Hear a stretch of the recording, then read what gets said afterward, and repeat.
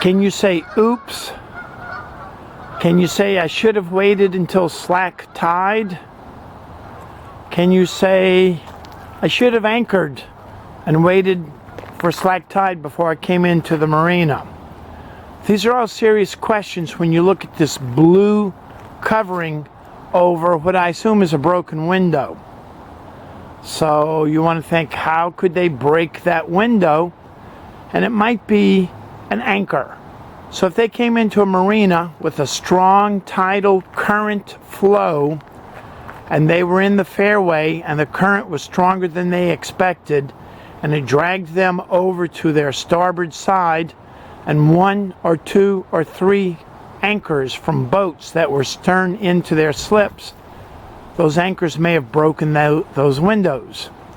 So anytime that you're going into a marina and you know it has current and it's tidal current, wait for slack tide.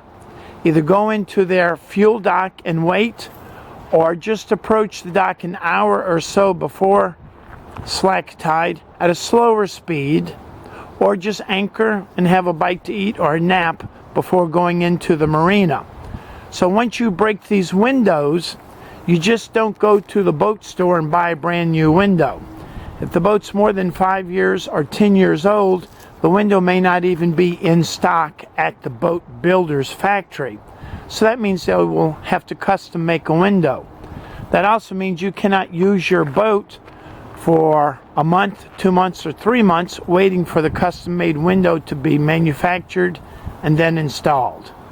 So the most important thing is understand the weather, understand the wind, understand the current, and if you can slow your approach or wait until the current is more favorable for you to dock, that's the best course of action.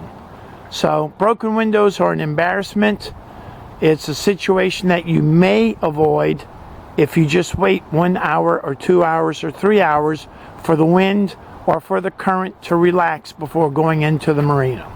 In the meantime, if you want to learn more about tides, docking, or locking, ask Captain Chris.